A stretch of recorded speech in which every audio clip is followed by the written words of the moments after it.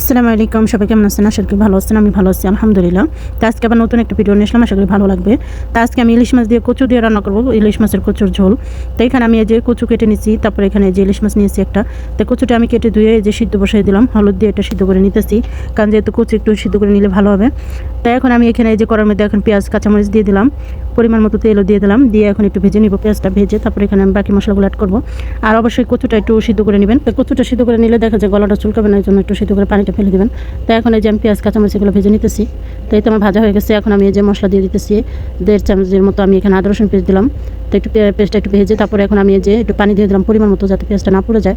তো হলুদের গুঁড়া এখানে 1 চামচ, শুকনো মরিচের গুঁড়া 1 চামচ, তারপর ধনিয়ার গুঁড়া 1 চামচ, তারপর জিরার গুঁড়া প্রায় 1/2 চামচের মতো, তাই স্বাদ মতো লবণ। তো দিয়ে এখন একটু মশলাটা একটু ভালো করে একটু সময় নিয়ে কষিয়ে নিতেছি। আর আমি এখানে মশলার পরিমাণটা একটু বাড়িয়ে দিচ্ছি, কারণ যেহেতু কচু এই জন্য। আর এইভাবে একবার হলো কচুটা রান্না করে খেয়ে দেখবেন, এটা খুবই সুস্বাদু একটা তরকারি, খুবই ভালো লাগতেছিল।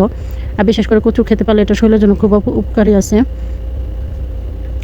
দেখেন মশলাটা কষিয়ে যে এখন আমি কচুটা দিয়ে দিতেছি। কচু একদম কমে গেছে, কারণ এটা সিদ্ধ করার পর অনেকটাই কমে যায়। আর যেহেতু এটা সিদ্ধ করা, তাই আপনারা এটা আসলে পরিমাণ মতোই করবেন। বেশি যদি রান্না করতে চান তাহলে পরিমাণে বেশি নেবেন, আর যদি অল্প নেন তাহলে অল্প করে রান্না করবেন, কারণ কচু দেখা যায় সিদ্ধ করলে এটা অনেকটা কমে যায়।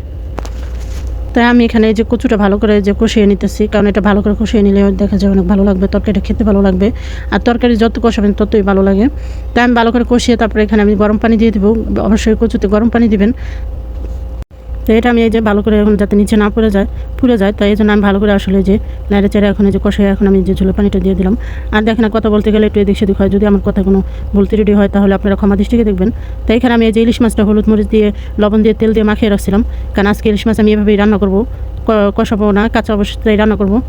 তাই এইভাবে করে একবার হলো রান্না করে খেয়ে দেখবেন, এইভাবে কাঁচা ইলিশ মাছটা এইভাবে মাখিয়ে রান্না করে খেয়ে দেখবেন। তাই যে আমার কচুটা অলরেডি চলে আসছে, বলক চলে আসছে, ফুটে আসছে।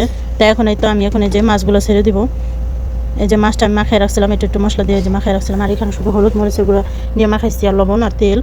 তাই এখন এই তো আমি মাছগুলো যে ছেড়ে দিতেছি, আর এখানে কিন্তু সরষের তেল দিয়ে মাখাইছি, অবশ্যই সরষের তেল দিয়ে মাছটা মাখায় রাখবেন। আর মাছটা একদম টাটকা ফ্রেশ ছিল, একদম দেশের মতো ছিল। তো এই জন্য তরকারিটা আরও বেশি মজা লাগতেছিল, আরও খেতে অনেক ভালো লাগতেছিল। তো এইভাবে করে রান্না করে খেয়ে দেখবেন, আর আমার কাছে খুবই ভালো লাগতেছিল। তাই তো আমি আবার ঢেকে দিলাম। ঢেকে তারপরে যে আমি কড়াইটা একটু চেঞ্জ করে দিয়েছিলাম, কারণ ওই কড়াইটা একদম ছোটো হয়ে গেছিলো। তাই তো আমার তরকারিটা অলরেডি হয়ে গেছে, আর একটু হবে।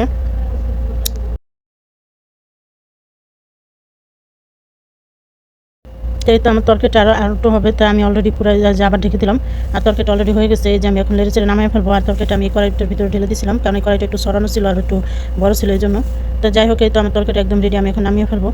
তো আজকে আমার এই ইলিশ মাছ দিয়ে কচুর ঝোল কীরকম হলো সবাই কমেন্টে বলবেন। আর আমার ভিডিওটা ভালো লাগলে অবশ্যই একটা লাইক দেবেন, চ্যানেলটা সাবস্ক্রাইব করবেন, একটু ভালোবাসা দিয়ে পাশে থাকবেন। আর যারা ফেসবুক থেকে দেখবেন তারা অবশ্যই আমার পেজটাকে ফলো দিয়ে একটা গঠনমূলক একটা কমেন্ট করে তারপরে সাথে থাকবেন। আর ভিডিওটা ফুল দেখে অবশ্যই লাইক কমেন্ট করার চেষ্টা করবেন, ভিডিও না দেখে কোনো কমেন্ট করবেন না, তাহলে আপনারই ক্ষতি। তাই সবাই ভালো থাকবেন। আসসালামু আলাইকুম ওয়া রাহমাতুল্লাহি ওয়া বারাকাতুহু।